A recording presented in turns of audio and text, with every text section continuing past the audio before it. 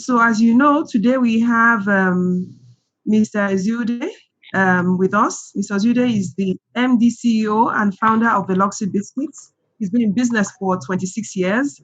Um, I figured that with the level of success he has achieved, I actually met him when I was a judge for the Ernst and Young Entrepreneur of the Year. He was the winner of the emerging category, but there's nothing emerging about that category because they do how many billions again, Obi? What's the We was don't talk about about turnover. We talk about our capacity and the number of people we employed. But we've done over I 15. agree. We did about 15 billion last year. So I'm just trying to explain the criteria for the Ernst and Young Okay. entrepreneur. Mm. So the emerging category is 15 billion, and then the master category is about 40 billion and above. So so Obi was the winner. You can see his shield behind him when he speaks. There's the shield that they all got. So but I mean that the winner got. So the point is I think that Obi has really good learning points to share. Now after Obi has talked about his business, we'll all have an opportunity to ask questions, and then at the end of the session, as usual, we'll have a break for you to do whatever you want to do. And then we will have a session in marketing. I know that some of you were displeased by the previous marketing session. But to show you that the facilitator is one of our staff faculty. I don't know what happened with your class. Maybe she was just having a bad day. But I know that she has prepared something really relevant for the period that we are in. So please stay tuned. When Obi is done, we'll have another guest speaker today. We're taking it light today, but we're still going to be learning as much because we believe in experiential learning. Learning from the facilitator, from yourselves, and from the select guest speakers that we invite to class to share their experiences with you. So please stay tuned for a very interesting day. And I look forward to getting your feedback at the end of the day. So without saying much more, I'm going to ask Obi to tell us about himself, how he started, how he has grown, and the key learning points he will have for all of you for you to understand what it takes, what he has learned from 26 years of being in business, and hopefully what you can apply to your businesses.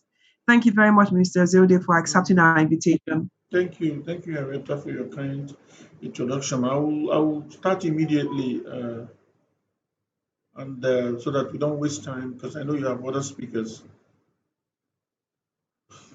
So I have some slides that I wanted to present this morning. At least that will serve as a guide for what we want to do. A little bit about my background. My name is Obi Ezeude. I'm the founder, president, and CEO of Beloxxi Industries. When you see me use president and CEO, it's the American title, and that tells you I went to business school in the United States and read banking and finance, but I never practiced for one day. A bit of my background was I was born and raised in Onitsha, Anambra State. My father was a businessman, so and I came from a family of 10 children from the same mother. I'm the last boy and the ninth child. I have five other brothers and four sisters. Um, when I returned back to Nigeria in 1989, one of the things that I wanted to do was to toe the line of business. And of course, in Nigeria, what sells here is your capital, not the ideas you have. So what I did first was to incorporate my company in 1994. It's not moving. So Beloxxi was incorporated in 1994. I'll go through my slides, pretty quick, and then as I go along, I'll explain the processes, strategy, the impact, the reason for doing what we did at the point we carried out the implementation, so that you can be able to see the workings of a mind of an entrepreneur. So Beloxxi was incorporated in February 1994. Was Can everybody see me, please? Yes, we can. Already, can Yes, you we see can. me? Because Yes, we can see you. We can see you, sir. Good morning. what Yes, about my we can slide? see Can you you. see my slide? Your Yes. slide Yes, is we clear, can. sir. It's very clear, right? Oh, beautiful. Yes, sir. So in 1994, Beloxxi was incorporated as a trading company. Our job was just to import cream cracker biscuits and other biscuits from Malaysia, a company called Watai.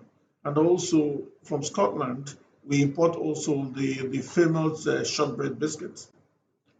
Now, between 1994 and the year 2000, we had become the largest importer of cream crackers into this country under the Watai cream cracker brand. And at that time, I began to think that it doesn't make sense anymore for the volume we were importing. I mean, it was getting close to 1,000 containers a year. And I mean, we were the largest customer of Mask Line coming out of Malaysia or Singapore. So I felt that look, there was more than enough reason to establish a manufacturing plant in Nigeria. But of course, my partners will always want you to import, so you keep on creating employment in their country and creating unemployment in your own country. So we kept on talking about it, but they kept on telling me, look, it's better we import and all those kind of things. However, March 3rd, 2003, there was a complete and total ban of importation of biscuits and all confectionaries into Nigeria. That was the pivotal point I was waiting for, to really, really have the serious impetus to go into manufacturing. So when they banned the biscuit, everybody thought that it was the end of the world. But I was just like, "Oh, this is just a phase in the business. The trading phase is now over.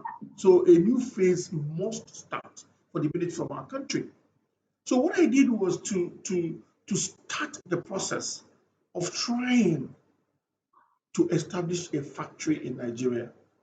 Everybody told me I would fail because I didn't have long CV in manufacturing. I was into trading. I don't have experience. Managing the Nigerians were difficult. You will see all kinds of reasons why this is impossible in Nigeria. But the question I kept on asking some of my friends is that manufacturing of biscuits, is it nuclear weapon or nuclear science? And nobody was able to convince me that we cannot do it in Nigeria. But that is another story altogether. So I went, I got all my financials ready, went from bank to bank, trying to tell them that I want to build a factory, I want to manufacture biscuits. But they told me that they don't, fund startups. I said, beautiful. So I remember that in my days in America, that these things are not impossible. So I contacted some of my friends who are into consulting, and I asked them, look, I want to start this thing in Nigeria. They're banned biscuits. What do I do? Of course, they told me that we can approach the US exam. So by middle of 2003, precisely around October, I submitted all my application to US exam. And then by November, the US exam approved $2.2 million for us to commission the Beloxxi in Nigeria. Now, but the money was just for equipment. The question becomes, where do you install the equipment? What do you do? I went back to the bank, but I want to build this factory. I have money for equipment. They still gave me the same answer. So what was the alternative? What was the pivotal move I needed to make? I just said, look, if I cannot get money to build a new factory, at least I can rent an abandoned warehouse. That will be cheap and I'll renovate it. When I renovate that, I'll be able to put my machine. When I put my machine, I'll produce the biscuit. So when I produce the biscuit, then my other plans of building a brand new factory can come later. So what we did was to get an abandoned warehouse at Agidingwe. You see the picture, how it looked like, when we got it. That was after we just cut down all the trees and, trying to make sure that there is sun there for the snakes and all the reptiles to move away. This was the factory external building. This is the internal, the factory floor. That was 2003. Now, 6 months to a year later, we renovated this to look like this by 2005 when we were ready. to start. By then, our machines have come in. So you can see the transformation from the derelict abandoned warehouse to a modern factory where you can produce things that will be, consumed by human beings. Now, we now come to phase two of our Beloxxi story. When we launched the cream cracker by late 2005, everybody told us that it is not possible to sell a locally made biscuit at 10 naira. But the problem I had with that then was that they did not know the effort I put in designing the product. The product was designed in Italy, and I made my wrapper in South Africa because I wanted to deliver to Nigerians world-class products made up of top nutritional ingredients that they can consume that will make their life better. So by the time I deployed the product in the market, I now faced a massive barrier into the market by the existing competitors. They went to all their major distributors and told them that they shouldn't buy my product. But I knew I had a very good product, well priced, and that the people that can actually determine whether this product will sell or not are the consumers. So it was a very simple decision for us. We went straight to the consumers by mailing out the product to people to do free sample and free testing. By the time we did that for 3 months, the little capacity we had, which was not more than 3,000 metric tons a year, they overran it. We didn't have any more capacity to supply biscuits. When people pay, they have to stay 3 months to get supply. With that, in late 2006, it became very clear that we have to begin to think about expansion. In January 2007, we had already acquired land in Agbara Industrial Estate. We began to build from our cash flow, from the money we saved, to build a brand new factory in Agbara. The project was completed in 2010 and it was commissioned by the then president in 2010. With the completion of the phase two, we now increase our staff strength from about 383 staff to about 1,200. And we moved the line we have in Ikeja to Agbara to give us 2 lines, giving us combined capacity of about approximately 9 plus 3, approximately about 1,200 metric tons. Sorry. Giving us 3 plus 9 will give us 12,000 metric tons a year. Now, this is the main factory entrance in Agbara. Okay, this is the main factory entrance. I just want to take you guys on the tour of the factory so you can have set the stage for the whole story. This is the factory.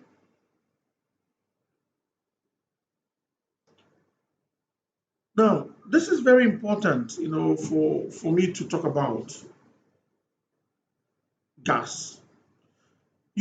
Anytime somebody wants to go into manufacturing in Nigeria, the first issue they raise is power. Where do you get power? Because NEPA is bad. In trying to set up Agbara factory, I took my time to make sure that just like the Ikeja factory, that the factory is sited in an area where you have gas pipeline. Because just like in Ikeja and then as in Agbara then, we decided that we don't have anything to do with NEPA. We have to generate our own power. So with the shale gas, we were able to convert a diesel generator using an American technology called by fuel firing to generate our own power using 70% gas and 30% diesel. That way, we were insulated from the power interruptions. But more importantly, safeguard our equipment from undesirable current that could blow up the equipment. So power is very, very critical in the whole concept we have. Of course, this is all part of the problem of Nigeria's storage tank, for diesel. The power, still on power. Now, in the factory, when we were designing the factory, you know, it was very important to us to ask ourselves, why are we doing what we're doing? What impact are we going to create? Are we in this to make money, or are we in this to change our country and make it a better place? In the original design of the factory, I made sure that we have a proper, decent clinic for people that work for us. Now, the question will be cost. But what I've always believed is that if you want to get the best out of people in terms of quality, in terms of job attendance, productivity, you must put in those kind of structures that will make them know that we are in all this together. So our clinic is equipped fully. We have registered nurses and we have doctors that come to consult with our staff on regular basis, sometimes on weekly basis, sometimes on daily basis, depending on the problem that we envisage or we face. This is the little pharmacy we have there. We are only allowed to keep basic drugs. Anything that we cannot handle, we refer immediately to the hospitals. But for the basic ones, like colds, malaria, typhoid, those ones we can handle. The second structure that we had to inculcate in our design was the staff canteen. Feeding is very, very critical in manufacturing. Most of these young people that work for us come from very, very poor homes, and some of them don't even have money to feed. So what I decided when we started this, that we must have a canteen that works 24 hours, that will feed our staff free. Nobody pays for food in our office. That is what we, Kelly, I say that none of our staff pays for food. Once it's your lunch time or breakfast, you go to the kitchen, you sign off, and you'll be given your own portion. Now, I'm moving into the factory.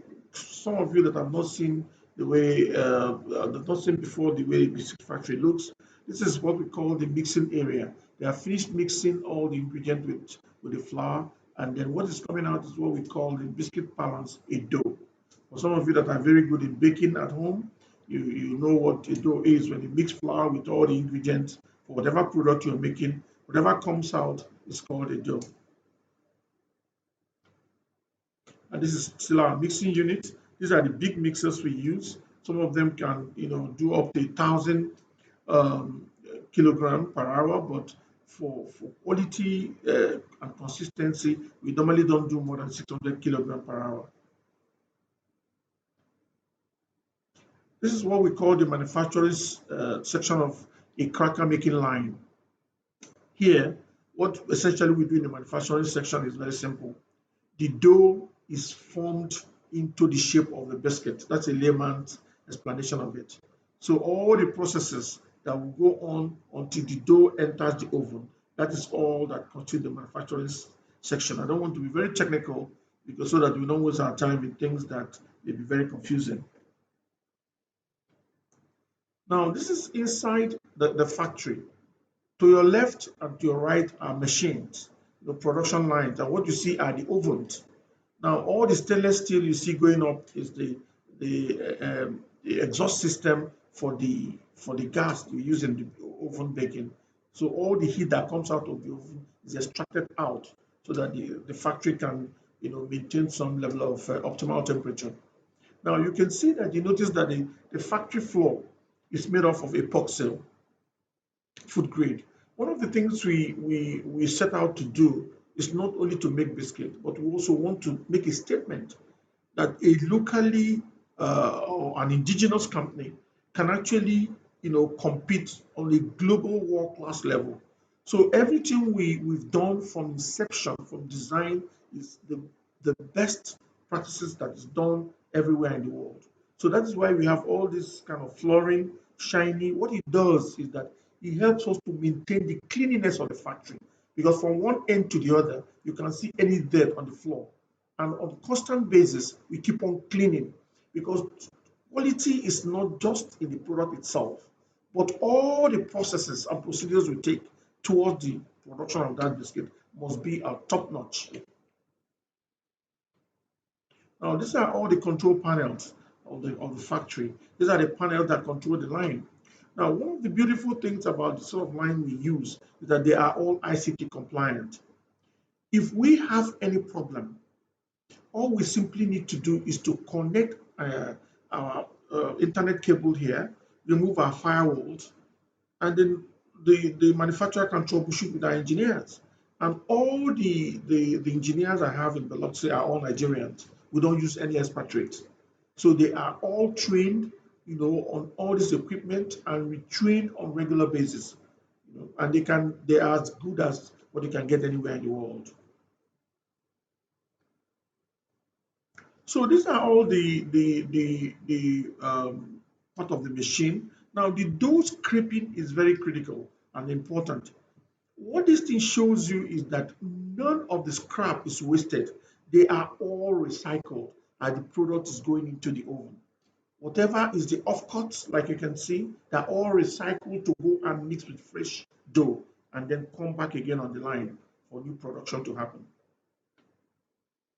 Now, this is a fully prepared dough trying to get into the oven. You can see the name of the company across, and then you can see small polka dots. Now, these things are very critical because as the dough makes contact with heat, it expands, or what we call aerates. And those small polka dots is where the gas escapes to enable the biscuit to be flaky, light, and fluffy. Now, as part of our quality assurance, as biscuits are coming out of the ovens again, we have people that look for burnt ones so that they can remove it before it gets to the packaging area. Now, these are part of the product stacking. Now, this area is very critical. When I was designing this factory, this equipment could have been easily automated from the mixing to the packing. But I told the manufacturer that, look, my people are poor and unemployed. I cannot afford full automation. So what we did was to make our mixing area semi-automatic and make our packing and stacking area semi-automatic so that you can create job for our young people and begin to make them to understand that hard work pays, that they don't live in a country where everybody is born and after secondary school thrown out in the streets as unemployed street urchins. So that's basically why we designed this particular area like this. Of course, we have automatic packing after the stacking. The product wrapping, we use the best technologies to make sure that these things are done and coded properly. This is the product packaging area. You can see the volume of staff we have in this area. This is where the battle is won or lost in our country because the young people are not given something that will make them to begin to be responsible and reliable citizens of Nigeria. On each of these lines, every day we have over 200 people working on a particular line at each shift. So these are all the things we inculcated into our design to be able to respond to unemployment, to be able to respond to poverty, and diseases in our country. And these are all palletizing. These are people that put it in pallets to evacuate to the warehouse at the end of each production. Now, these are all the view of the first factory. We have 3 production lines here in the first factory.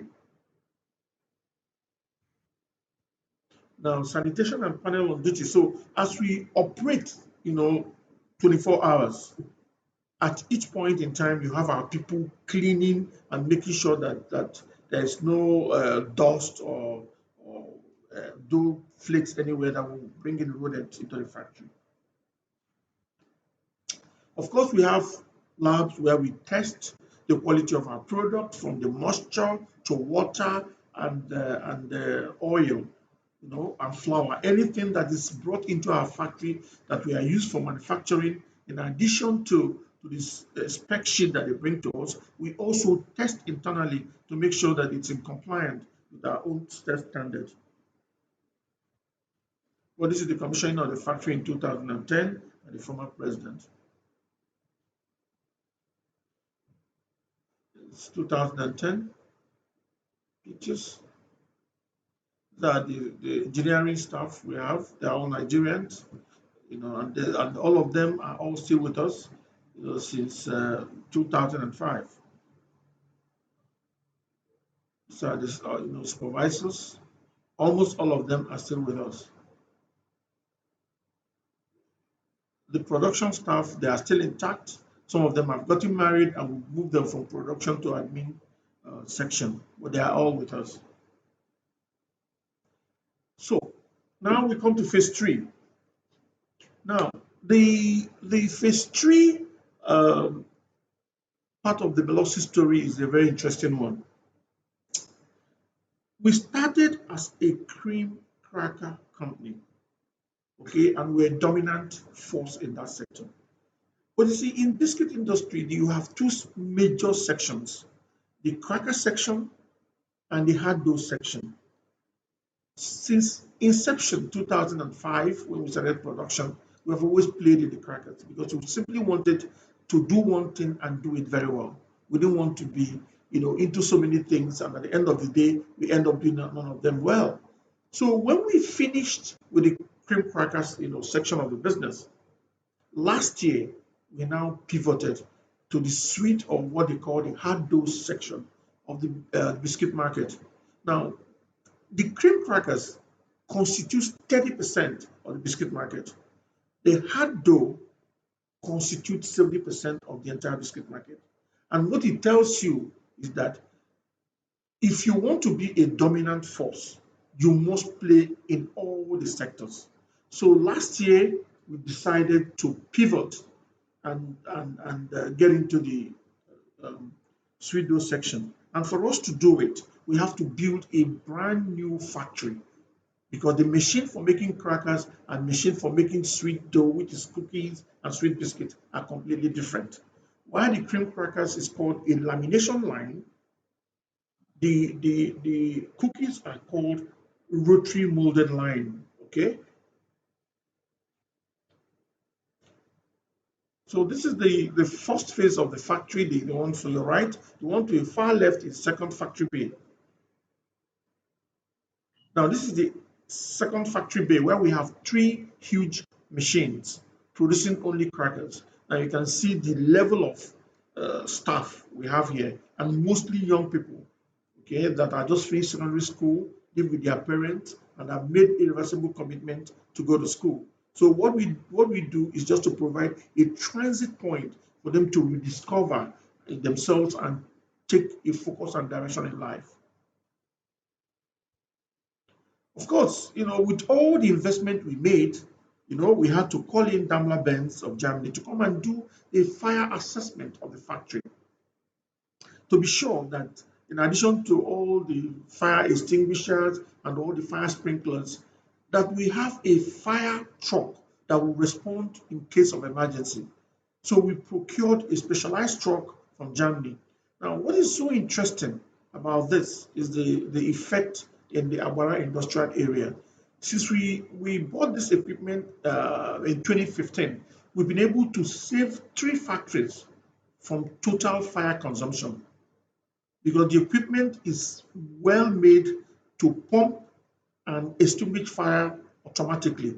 And then at the heat of the firefight, if there is any water source, all we need to do is to throw in our hose and we suck the water and pump it simultaneously to be able to extinguish the fire.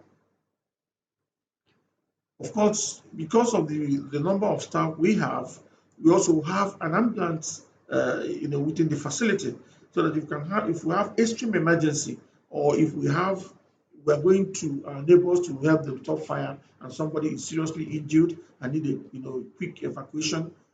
We use our ambulance also to evacuate the person or persons to the nearest hospital.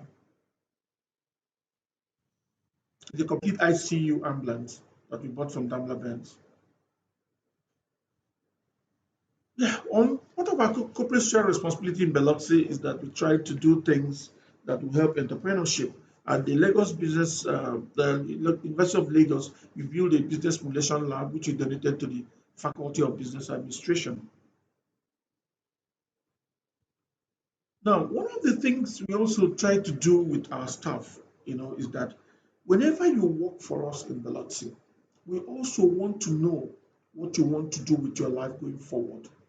At the beginning of each school session, there are some of them that have all their papers and their parents cannot afford to pay for the JAM form. We give them money to pay and take the exams. If you pass the exams, then we allow your salary to run while you're in school and we help you to pay the school fees. Now, one of the beautiful stories we have in Beloxxi is that there's a young girl that worked with us that went from the Beloxxi factory, packing biscuits, selling it in the market, to now an Oxford research scholar. She's from Benue, Dr. Anne Ogbe. So it's a very young girl that is very dear to her heart because she went to Amadu Bello based on our own internal scholarship, and she made very fantastic grades.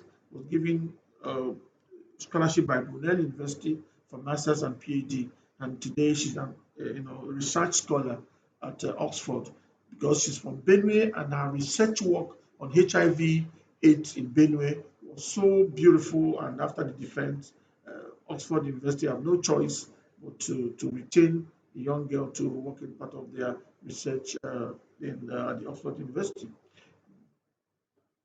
This is one of those the many stories we have in Beloxxi, but we single her out because of the academic excellence she has showcased throughout her schooling days. Now, also part of the phase four Beloxxi story is the fundraise we did in 2016. As the expansion was going on and we were all leveraging from BOI to Central Bank of Nigeria, it came to a point where we now said, look, we have built this thing on our sheer strength. We need now to open it up to investors so that they can participate in what we do and then be able to help us to streamline the business and bring it to the next level that we want it to be a very, very well-driven company based on pure and international standard corporate governance. So in 2016, we raised $80 million, from international private equity investors led by German Development Bank, ACA of Nigeria, and 8 Miles of the UK. What we did with the fund was very simple. We paid off all the local banks, and then the remainder of the funds is what we use to pivot into this hard dough section of the biscuit industry. Now, this is the artistic impression of the new factory that we built to be able to handle the sweet biscuit. This is the aerial view of the factory artistic impression. This foundation stone was laid in February of 2018. We completed the work last year and then started production in October. These are some of the pictures at the foundation laying ceremony. This is inside the factory with one production line, making our new sweet biscuits, Milky, Duchess, and then of course fine tea. So this is the manufacturing line. This is cooling section of the production line, the oven and chimneys, the warehouse and racking system. Now, one of the biggest problems we face in biscuit as we expand is that your finished product we have sometimes tend to be bigger than the factory itself because biscuit is very bulky as you produce. So how we addressed this challenge was to bring in an automated racking system The racking system is palletized in such a way that it can store up to 3 levels, up, and it can take up to 1 million cartons. So that at full capacity, and if the market is low, we should be able to store everything we produce. Now that is the racking system.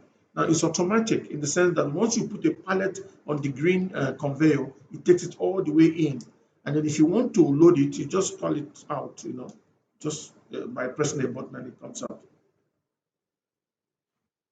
This is just the new factory, the hygiene section. If we have visitors visiting our factory, this is their first stop on the new factory for us to change them into PPE before they can move into the factory. Of course, as we are developing new factory, we are installing, new kind of equipment. This is not hand sanitizing system just before the COVID, but these are all part of the design. So you go here, if you don't sanitize your hand, you cannot gain entry. As you're leaving, you clock out also. So that is the exit and entrance section. Now this is the aerial view of the factory. This is the first phase, second phase, and third phase at the back, then with all the warehouses in between. See the area section. Now these are all the approval and certification we have. We have the ISO, we have NAFDAC approval, we have registration with SON. These are all our international partners. GA is the one that supplies on the production line. Technopark supply the packaging. The LB is the people that give us the machine that enable the biscuit to cut into shape. And the EAPP supplies us fats. And then the other people supply us the carton sealing equipment, SEAT. Now, these are clients in Nigeria, people, what we call the modern market. These are people that we supply our products, outside the distributors we have. Of course, our footprint is all over the country. We distribute in 36 states of Nigeria plus FCT. So we have members of our board. It's led by Dr. Ernest Ebi, who is former chairman of Fidelity Bank and former deputy governor of Central Bank. Myself, and Nathan Minter, representing 8 Miles of UK in our board. Shego Adebanji, representing ACA of Nigeria. Richard Obire, member of the board, former executive director of Platinum Bank. Mike, representing the DEG of Germany. And Francis, also a board member. So these are some of the awards we won over the years. Sun Manufacturers Award of 2017, Faith Model Entrepreneur Award 2019, EY 2020 Emerging Category. So I think we've come to the end of the program, but my presentation. Sorry.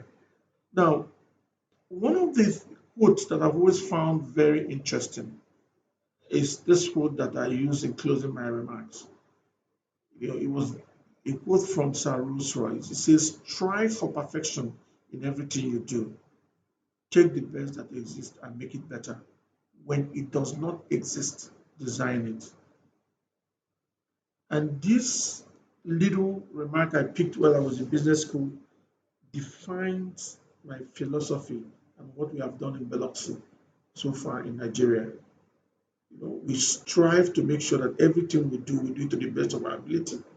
If it does not exist, we simply have to design it. Most of the designs and concepts you see that I've just browsed through were all original ideas we came up with just to make sure that our institution survives, and then we leave our own mark in Nigeria as part of our modest contribution to the national development of the country. So I thank you for listening, and I'll be more than happy to take your questions. Okay, thank you so much, Obi. That fantastic presentation. I can see that Dr. Emmanuel is showing Beloxxi, means that he's snacking it on a daily basis. It can't be a coincidence he had it with him. So now you know the background and you know where that is coming from. So you can see that Obi's story is truly unique because we have a belief about the way we do business here in Nigeria. For those who are just joining, apologies. I don't know why my video has refused to show, but I will check it after this session. But anyway, so Obi is not the typical Nigerian businessman, as we call it colloquially. Um, I like the fact that Obi is not just making money, which is obvious. He's also making a difference in so many lives and securing all of us because all those young people who are working for him, if Beloxxi did not exist, would either be kidnappers, armed robbers, or I mean, a few of them will be doing something less noble. So we need more people like this. And it's one of the things I think entrepreneurs should think about. The fact that when you start a business, you are not only um, producing for customers, you also need to create value for your staff. Because if Obi was not thinking about his staff, I doubt he will have this level of performance that he can boast about. There's obviously commitment coming from those people who know that, but for this factory, they would be having worse treatment elsewhere or nothing at all. And this factory is giving them a chance in life. I was particularly, and I don't think that Obi doesn't like money. His wife, perhaps I know I've seen them get into his big car. Okay, Obi obviously likes life, but I think he has also understood that if you look after your people, they will look after your business. So there's so much to learn from Obi's story, but I'm going to just stop here for now and let you ask your question. Obi, thank you again for being a great role model, okay, and for reminding us that business is not only about making money, but also about making a difference in the lives of those who work with us, as well as the customers who take our products. You didn't really go into the quality of how you go up about quality of picking up, making sure you get the best quality products wherever you are, but that's fine. I think you said enough. Although So what I try to do is to give the background, and sometimes when you hear their questions, it enables you to address some of these things. So the first okay. level is always to give them the background of the company, and then wait for them to ask questions. So that way I can deep dive and tell them really why we took the shot we took at that time and how we came up with the product. Okay, awesome. All right, so the floor is open for questions, please. You can unmute and ask your questions. Good morning, Mr. Ezeude, Good morning. and thank you for the presentation. Okay. I've been I'm actually very inspired by your story. I followed you before I read about your company. I've been very inspired by what you do. But Thank this you. you've given me particular more insight, in the way, particularly in the way you treat your staff and the facilities you have. So it's something I'm also trying to emulate in my own business. The only question I have is, seeing that you've been you've had USD finance, from the time you started the business, and looking at how devaluation has affected, the naira, and products are sold mostly in naira. Have you been able to, navigate that currency risk? Because it's something that is a concern for entrepreneurs in trying to get foreign finance, and periodically the naira keeps devaluing. Thank you. Okay. Okay. You want me to deal with that immediately, or Yes. somebody else? Okay. Now, the one of the things entrepreneurship taught me is that you don't have any problem. What I think you normally have is impediment and obstacles. Okay, because if you say it's a problem, it's more absolute. It means that you've given up. There's no solution. But by the nature of entrepreneurship, we don't take no for an answer. I went to all the banks in Nigeria. That was 2003. I don't know what the exchange rate was, but you can see that the economy is a little bit more stable then than what it is now in terms of foreign exchange, fluctuation. Now, all the banks in Nigeria say that they cannot give me money. They don't fund. They don't fund startups. So what do? It's either I take the funding from where I could secure it, or the idea will die. Okay? Now, if you're faced with something like that as an entrepreneur, you have to take whatever is available to you and then begin to worry about what will come later, because you can always mitigate that. At that time, the borrowing money in dollar was not an issue because the exchange rate was fairly stable and dollar was easily accessible. And all these countries like America was trying to expand the sale of their capital goods into places like Nigeria. Okay? And then we had to go and access the money so that we can be able to build factory in this country, obey the policies of government, employ our people, reduce poverty and diseases, and make the life of our people better. That was the driving force. And if that is the driving force, I was prepared as an entrepreneur to take any risk that's available to me.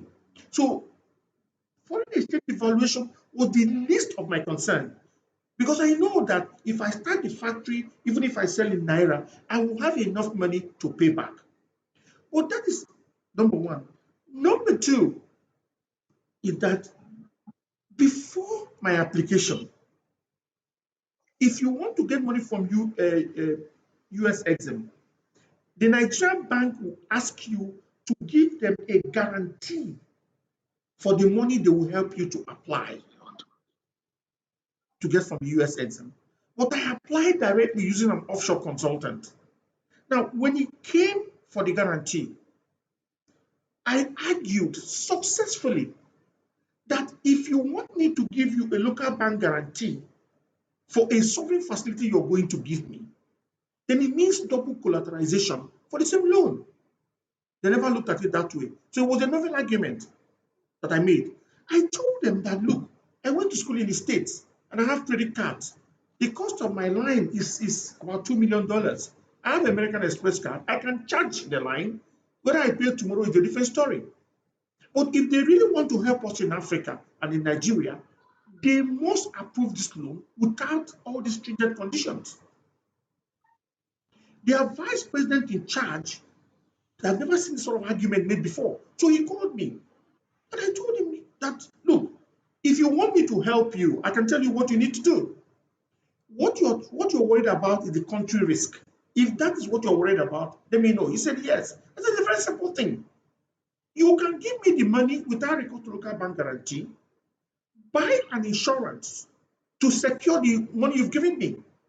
If I fail to pay you tomorrow, those insurance company, whatever which one you choose, will pay you. And you can tag the premium as part of my installment. And when I made that argument, they saw the sense in what I was saying. Beloxxi became the first company US Exim gave a facility without recourse to local bank guarantee. And that opened the floodgate for more Nigerian companies to be able to get such facility. Now, the same banks that told me that it was impossible now ran back to me to ask me what happened. I told them I don't know. I applied and they gave me the money. Because these guys are not interested in developing Nigeria. So why would I tell them what I did? They are not interested. I mean, to them, it's a complete, self-defeatism. If we don't, as entrepreneurs, push the limits, then our country will remain undeveloped. So I was faced between giving up my vision and coming up with a superior and pivotal argument that will make a difference. So that was what happened. Now, on the payment of this thing, the moment we started selling, for each sale we make every month, we put that money aside and buy dollars. The machinery account was available then, and we were able to pay off without any problem. And of course, they were more willing, to work with us because they gave us more return for 2 years. I told them no. Anytime we accumulate money in 6 months, I said I don't want to wait. I want to pay. Because I know that if I pay and perform well, more Nigerians will benefit, and at the end of the day, our country will be better. So that is basically what happened in 2003. So it wasn't a situation where I was busy worrying about the valuation. Yes, I know the risk is there. But the question is that if I don't take the money and build factory and employ more Nigerians and mitigate the risk down the line, there won't be Beloxxi today. So that is where it is. Sometimes you take a lot of risk. You have taken loan from banks. You know that what they make us to sign, if people who are not entrepreneurs sign that, they will never sleep because we sign off the company, you sign off your personal indemnity to them, and at the end of the day, they don't take any risk. We are the one that take brunt of everything. So having that mindset, it wasn't, I didn't even blink at all. Because I know that if we are able to, start Beloxxi, then we should be able to pay. So that's my response to that. Thank you. Thank you. I don't know whether I made sense, Okay. but that is I just Okay. Emmanuel would like to ask a question, yeah, I think. just since he's in line with my question is in line, he's actually answered more. But just looking at, for example, you had an experience, especially living in the US, maybe working in the US, understanding the intrigues in the maybe how to raise funds. But can you advise for a typical Nigerian who don't have this your experience, how to access some of these foreign funds in a way that will be much more accessible to us? For example, there are some ideas, some few SMEs I consult, there are some few businesses I worked for that you see clearly the vision, the kind of thing they want to go in, fantastic, promising, but the main problem is how to raise funds. Just as you said, almost all Nigerian banks, or very few of them, can fund startup. Yeah, okay. So your question really is, how do you raise foreign funds, or how do you raise funds generally for business? For them to accept and fund without a local bank guarantee. Can you please tell us how is possible, or the opportunities, or how to go about it in order to get some of these foreign loans? Well, the truth of the Can matter, I add my own before you answer? Please, can I add my own? okay. It's a bit in line with Dr. Emmanuel. Okay, thank you very much, Mr. Obi. We are inspired with your experience, and I have learned a lot this morning. But just to add to what Dr. Emmanuel said, I had a lot of challenges some years back when I designed cocoa industry in my state. Got land from the state. Okay. Okay. Got CFO, and they asked me to go to Bank of Industry. I went there, and they told me something to do, and I have the feasibility study, everything. But we have tried to get fund, as he said. I've not lived in US before. There's no bank that I've not have in touch with. All what they ask you is bank guarantee, bank guarantee, bank guarantee, and there is no way they can get that. Please, I want you to just explain and help people like me out how we can get those funds and meet your vision in life. Thank you very much. Okay. Before I answer the question, I want to go back a bit and then give you a build up. You see, when I returned to Nigeria in 1989, and when I started my business in the 90s, part of the reason why I went into trading was essentially, one, to raise money; two, because that was the easiest thing for me; two, was to have a track record that would enable me to build a business. One of the things about SMEs and raising funds in Nigeria is that, one, there is no clarity in the vision by the promoter. Some of them cannot sit down and explain why they are doing what they are doing. And to an investor, it's a problem. Because if you cannot explain it clearly to that person, their idea or philosophy, then it will be difficult for that person to trust you with money. And that is the biggest problem, that I've seen so far. And I'll give you a typical example of that. When I was interacting with US Exim, one of the things I tried to do is that I had a consultant then, but I tried to read what the consultant wrote and try to make sure that I understand the storyline and philosophy about what he or she is writing for me. It is very important because at the end of the day, the thing comes down to, are you able to clearly explain what you want to do? For US Exim, I made it clear to them that I understand what I wanted to do because I was simply transiting from the sale of biscuit to the production locally. So there is a flow. Okay. Now, if you have not built any business before and you have any kind of track record, no matter how small it is, and you go to any Nigerian bank to give you money, they will not. They will not give you money. But what is important is in the cocoa thing you're talked about. I don't have the details. But you see, when the bank says that they won't give you money, at least try and find out why one bank said that they will not give you money, so that you can approach another bank and update and answer that question. Because most of the time, the gap they see in your feasibility report, in your C of O, and all those things, if you don't address them and go to another bank, the gaps are still there, and you keep on facing the same problem.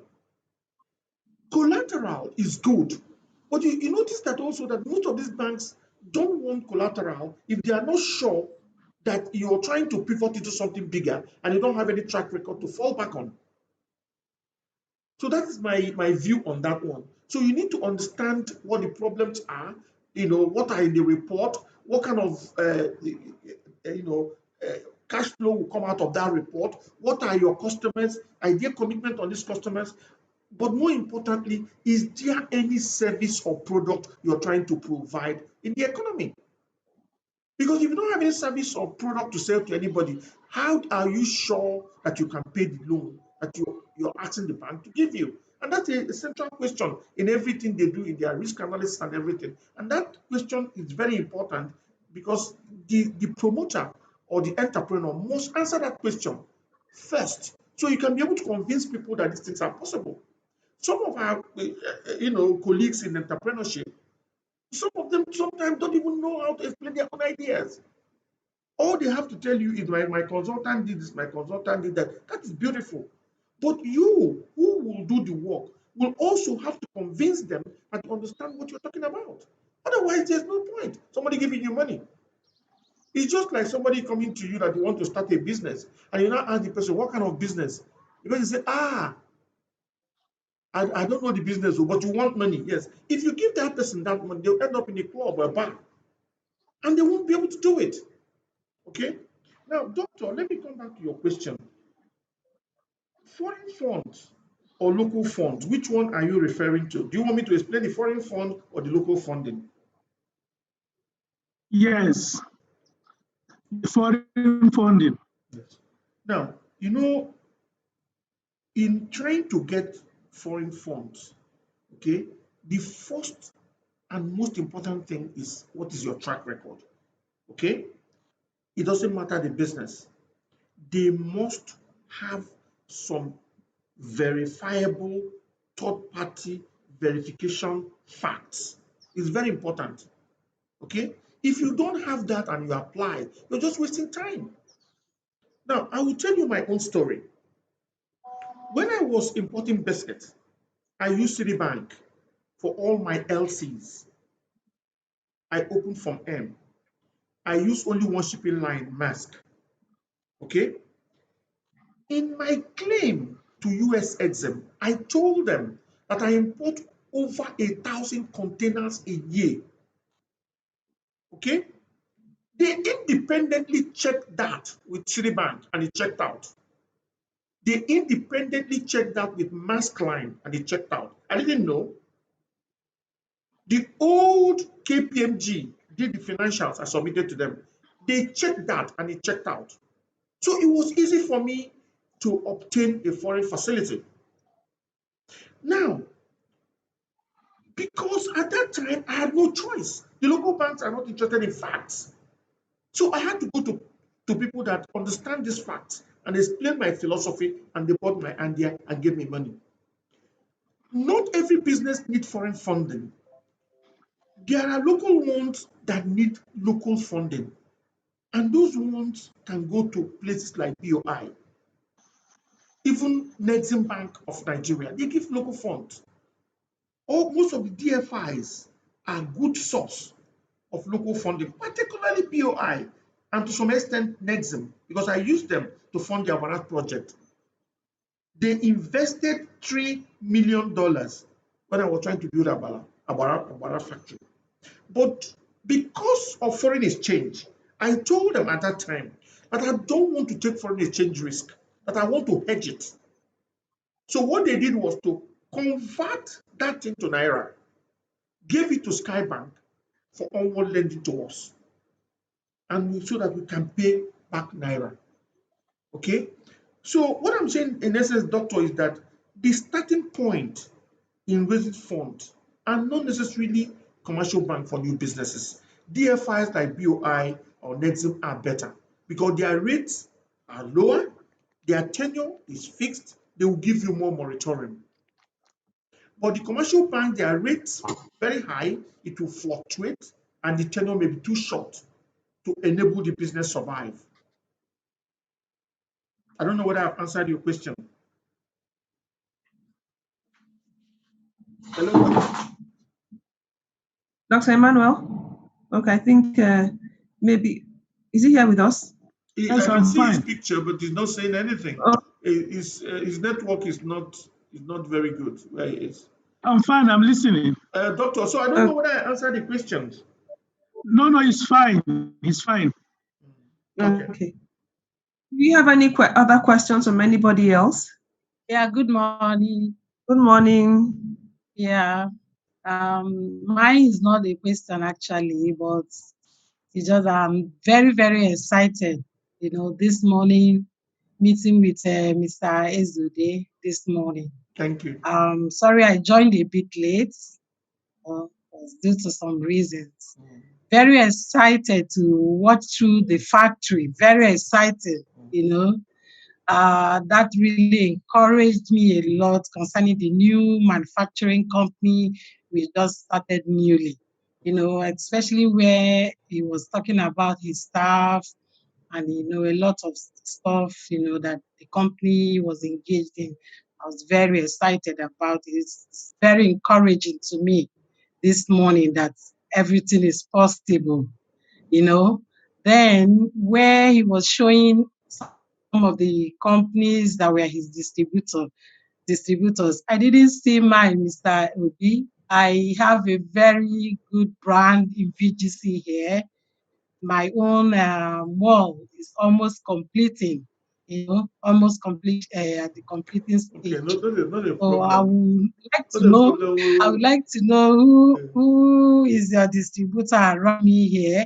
I Okay. buy in the open market, Okay. and it affects our costs where it concerns the product. So I need to know Not a problem. or want to be the major distributor around here too. Not a problem. After the call, we can get your details, and I'll send my people to Yes. that. Peace Supermarket here in VGC. Okay. We will. Just recently finished my own mall. Yeah. Okay. Please, after the call, you can send me your details, and we can deal with that. What I've always tried to explain in some of my presentations, sometimes I think get lost, is that the strength of the company lies squarely on the shoulders of young people that I work with in Beloxxi. They are the one that run Beloxxi. What I don't do is to provide strategic direction and the philosophy I think we should pursue to build an institution. Because, like President Obama once said, Africa needs strong institutions, not strong people. So that's what we try to do. And in recruitment in Beloxxi, we've done something very unique from inception. There is nobody that is related to me that works for me. All my staff were chosen through a competitive interview, and I only hire fresh graduates. Maybe that's my American training, because I believe that young people have a lot of things, a lot of ideas, a lot of energy to offer us. So when we recruit them in the interview, I have only one vote. I don't bring CVs to anywhere. All of us will sit down. We after they go through all the written processes and individual interview, we now set up our final panel. If you succeed in that panel, you succeed. If you fail, you fail. Why do we do that? If you do that, you begin to instill discipline. You begin to instill values in the young people that work for you. Very necessary. And then they will now believe in the process. Okay? And you see, to me, title is nothing. When you come to Beloxxi, you wouldn't even know. When we sit around to talk, it's contest of ideas. There's no master-servant relationship. But of course, everybody knows where the power resides. The senior people don't talk down on the young ones, because you can't pack biscuits they're packing. And the young ones, you have to respect your superior officers. So that way there is this, cordial environment for everybody to operate.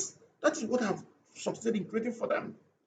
And in the canteen and the clinic we built, is just to make sure, that the sons and daughters of poor people who happen to work for us are groomed and trained to know that you can be whatever you want to be. It could have been me or you, but we are just lucky our parents could send us to school. So what I try to do is to motivate them, to inspire them to be their best. And the whole result is what people see as in Beloxxi. And they always ask me, how do you talk about stealing and all those things? I told them, an average young Nigerian child is a good child. They're not thieves. Because if you begin to give this impression that they are thieves, they will begin to act that way. If you come to our office, we know if you catch you stealing your gun, there's no two ways about it. There's no pleading, because the rule is the rule. If you want to eat biscuit, go to the canteen, there is biscuit.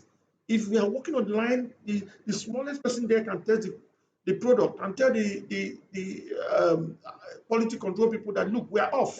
So these are the kind of things we try to do. So the value system is more critical than any other thing.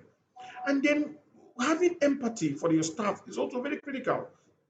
Salary is good, but you also have to combine that with human empathy, so that they can have this, feeling of, look, this is for us. And once you get them to embrace that, whether you're there or not, the business runs. And then people will be ascribing the success to you alone. But no, these are the people that do it every day, you know. And then, what we just do is to make sure that everybody is happy doing what they're doing. And then if there's a legitimate concern by the younger people, you look at it. If the senior people is in the wrong side of the fight, you tell them, no, that's not the way to do it. So that way, everybody is free. And when they are free, ideas flow. You have good product, you have good customer service, and everybody is happy. Okay, I also want to know if I also want to know if there's any way your company gives out like facilities to your major maybe people that stores that patronize your products, just like Coca-Cola, Pepsi, Farm Fresh, many of them do give us like dealers Yes, or yes, give us like yeah. things that do help in the Mm. products. Okay. Can I request for one? Well, that's not a problem. We do, after the finance people must have done some of their evaluations and things. They have all their details in doing that. Okay. But the answer is yes. You have the modern market, which are the major supermarkets like yourself, and then the Yeah. open market. Okay. Mm. Now, a lot of banks approach us for them to give facility to our distributors. But when you look at the margin they are going to make and the interest cost, it doesn't make any sense. So we have our own internally. We have. Sorry, Obi. Sorry to interrupt you, Obi. We have less than 5 minutes left. I think Okay. this conversation about what can be available to individuals can Okay. happen offline. I'd like the three hands raised to have a chance to ask their question. So let's Okay. go with Matthew. Okay. I'll go back Okay, to you. good morning, sir. Yeah, We'll come back to Matthew. you. Sorry. We'll give you Yeah, the good morning. Good morning. line. How are Was you? fine, thank you. It was really nice speaking with you today. I actually had my breakfast with your biscuit this morning, and I was really Thank you excited to so see where much. it came Thank you from. so much for your Okay, patronage. my question quick. Yeah, my question quickly is this: I know two of your major ingredients you use is flour and margarine, right? Mm-hmm. And recently there has been huge increase in the price of these two products. Now, how have you been able to manage it? Because I know your price in the market has not really changed. Is it that you reduce quality or you absorbed the difference? Well, one of the things we let me go back a bit. You know, the pandemic itself presented huge problem for everybody. Okay, now you have the problem of the economy, you have the health challenges, you have the security challenges as part of the problem. The cost has been going up, you know, because of the devaluation of the naira. Okay, we have not reduced quality. We can't touch with our quality at all. What we are trying to do is to absorb the cost so such an extent that if it's no longer possible for us to operate profitably, we now have to increase our prices. Okay, that is the only logical way for us to do it. So the way we see the economy going forward, the biscuits at 10 naira ultimately will begin to sell at 20 naira if the naira continues to depreciate. That is the only solution, you know. But for now, we are still waiting, hoping that maybe these things will stabilize. But in the next 3 months, if it does not stabilize, you know, I mean, the only obvious direction is to increase the prices of the product. Right. So quality has to remain the same. No. We can't tamper with our quality. That's what brought us to where we are. It's better people say that it's good and expensive than to say that it's bad and expensive. You know, so our quality we can't tamper with that. The only thing we can do is to you know, like we've been working with our people internally, we are looking for local ingredients, you know, that will enable us to come up with very cheap and indigenous and tasty products that we don't need to import. So that way the price will remain affordable, the quality will be there, and everybody will be happy. We're already working with a Swiss company that is involved with grain to look at all the local grains we have to see which one can give us a unique local formulation or what we can call a recipe that we can be able to sell locally, very nutritious, you know, very affordable, and then you know to help our people in this depreciation of the naira season. So that's basically what we're trying to do. Okay. Thank you so much, Obi. And Charles, please, your question. Good morning, sir. Thank you for all you have given us so far. It's very inspiring, sir. My question is more I'm interested in how you made the transitions from a banker or banking and finance to trade, and then from trade to manufacturing. What were this? I mean, how did you get the knowledge? What were the first steps? I mean, the first things you did and the steps you took to make that transition? Okay. Well, you know, people always ask me this kind of questions, but I always tell them that look, one thing about entrepreneurship is our ability to, you know, respond to challenges. Okay. The transition, you know, coming from my background, because my father was a businessman, wasn't that difficult, in the sense that I understand that in business, what is critical really is clarity of your mind in terms of what you want to do. Transiting from trade to manufacturing was not difficult at all, and I will explain why. The most essential thing you need in this transition thing is the discipline of the entrepreneur, okay? The humility of an entrepreneur and the meticulousness of the entrepreneur. That is what have helped us in this thing. And then, but more importantly, your passion for what you do. because that's where the ideas will come. When they banned biscuit in 2003, a lot of my friends thought that was the end of life. But from 2000, I was getting tired, honestly, of importing. Because I was running a business with less than 20 people, but I wasn't really satisfied that I was adding value to the economy. Now, when the ban came, I had no choice. So what I simply did was to sit down with some of my friends who are very good consultants.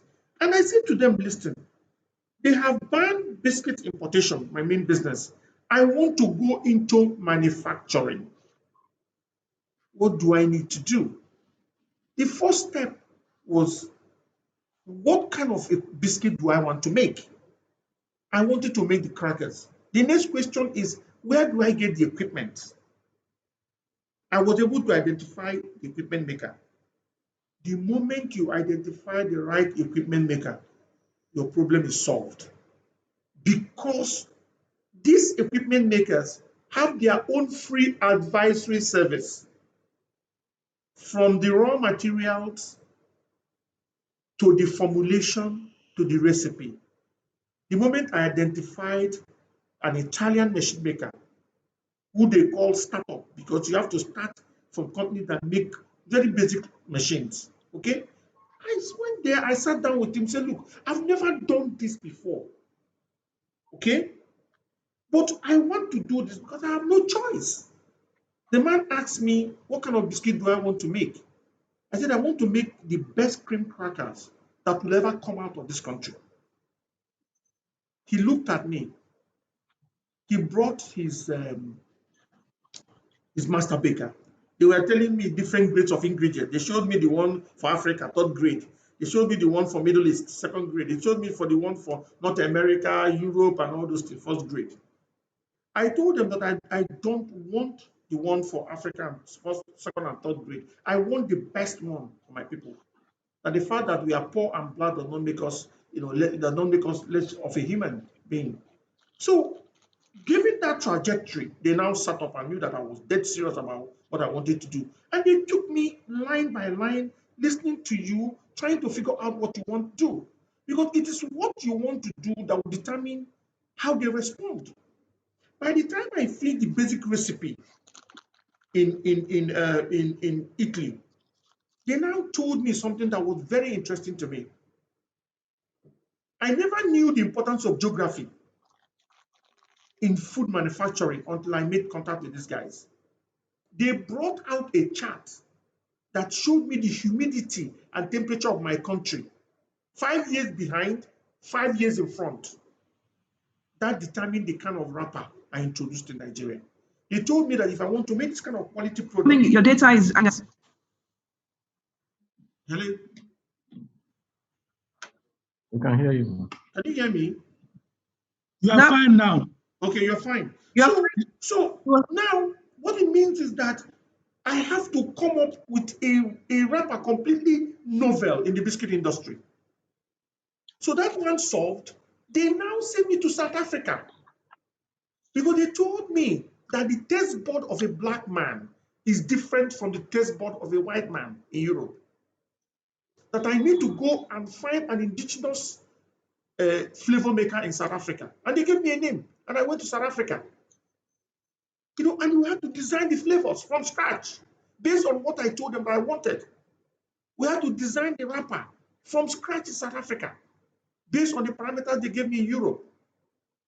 So when we finished designing the wrapper, the woman said to me, look, people will not believe that this is made in Nigeria if you deploy this product.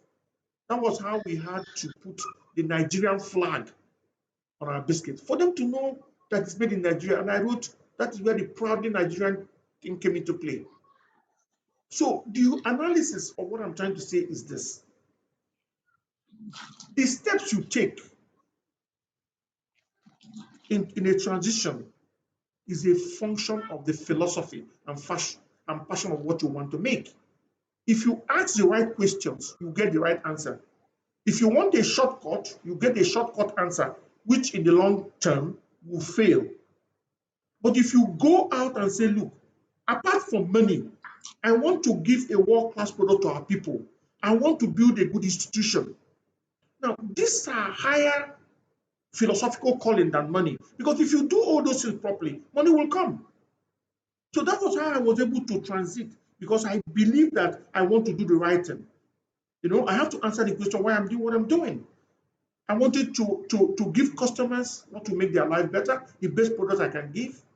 I want to use my opportunity to create employment for young Nigerians and build the best human capital out of the young Nigerians that have been totally disenfranchised from the employment industry.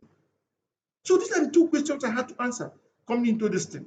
And when I answered those questions in the positive side, this is why you see what you see today at Beloxxi. So that's my own analysis of it. All right, Yeah. thank you so much, Obi. We actually run out of time, but I want Dr. Emmanuel to quickly ask his question, and then we will have to round up so that you can have a break before the next session. Am I still having another session after this? No, not you. Thank you. We're going to. Yes. So, Emmanuel, do you still want to ask your question, or have you changed your mind? Oh, he has disappeared. I don't know if we've lost him. I think he's. I don't know. I think he's gone from the screen. I can see Rashid. Yeah, so maybe, I can see Ido. I can see Matthew. I can see Charles. I can okay. see. All right. I know he had his hand raised, so I figured I wanted to ask a question. But I think we can round up now, because the session is meant to end at 10:15, and we promised to be strict to the time, because being online, people need to have a break before we continue. But let me say a very, very resounding thank you to you, Mr. Ezeude, for a very beautiful session. These experience sharing sessions are indispensable, because sometimes when we speak about these things, they say, oh, LBS, they talk a lot of theory. This cannot happen in real life. But when we have people like you speak from the heart, and we can actually see the result of putting these things in place. I don't know if the class recalls, or one of the things I always tell them at the beginning is that common practice is not best practice. Okay? Obviously, Mr. Ezeude is not common practice, and we're seeing him come out with best practices. And it's really, in fact, you hit the nail on the head. I was going to even say to you to share with the people how you manage fraud or thefts, because according to many people, most OMPs will tell you that their biggest problem is with staff. Some have even told me that Nigerians don't go to work to work; they come to work to steal. So I think that you have been able to show by example that it is possible to have people who don't come to work to steal. If you show that you care for them, they care for your business. But I also like the fact that you share that they know that once they steal, there's no negotiation, there's no begging, they are out. But as a company, you're looking after them all round, even to the extent of keeping their salaries going while they're in school. So they actually see you as their own and an institution to be preserved for themselves and for those coming after them. So, well, all I can say to you is thank you so much for being a huge model. If time had permitted, I would have liked to go into succession planning, because we would like to see a company like you continue to succeed from one generation to the next. I don't know if any of your children are involved. I don't know if you have a succession plan in place, but that will have to be for another day, because we have to keep to our word about stopping on time. Okay. Dr. Emmanuel, for you while your connection was bad, but we have to close now. But for those who want to, I don't know if you're open to us sharing your details for those who want to speak with you afterwards. It's fine. You can always share my details with them. They can always call me. If it's not pandemic, that is causing all the problem, it's always better for them to make out time, visit with us, and see these things themselves and practice. Yes. So you can share it with them. If hopefully we get vaccine one day, they can always come and see me. Particularly when I'm in the factory. Did you say vaccine? Please don't say vaccine again. I said that hopefully if they get vaccine one day, that we can still move around freely. They can always come around. Okay. I thought you mentioned the vaccine, because vaccine no, unless you want to take the Russian one. No, don't want any vaccine. We have our herbs that can help us treat. They're both preventive and curative. Yes. Those vaccines are not for Africans. We don't want them, please. If people don't know, please don't support it. Yes, they are not healthy at all. And they come with all kinds of other things Other because side most people are effects. not side effects, but consciously, things are consciously infused for Africans because obviously Africans are the highest population in the world now, or next to the highest population in the world, and there's a feeling of threat. So we can't be naive to promote and accept vaccines when we have herbals that can actually prevent and treat. That is true. So, but that's for today. So thank you so much, Obi. I will Thank you. definitely get our token of appreciation across to you. Emmanuel is advising you very passionately. Obviously, a big fan of your biscuits. So I'm glad, and from the feedback from the participants, we have seen that we've gotten real value, and we're really grateful. Thanks a lot. Just All tell right. them that they're always free to contact me anytime, so we can always Okay. chat. Thank you. And then look at things in more detail. So if there is any Okay. idea that I have that can be useful in what they're doing, it's equally good because at the end of the day, if they all succeed and join the club, we'll have a better country. Countries are Absolutely. built by entrepreneurs, not by government civil Yes. servant. Absolutely. Absolutely. Yes, Absolutely. yes. Okay. All right. Thank you so Okay. much. Thank Thank you, you very much, everybody. sir. Have a nice Thank you day. very much.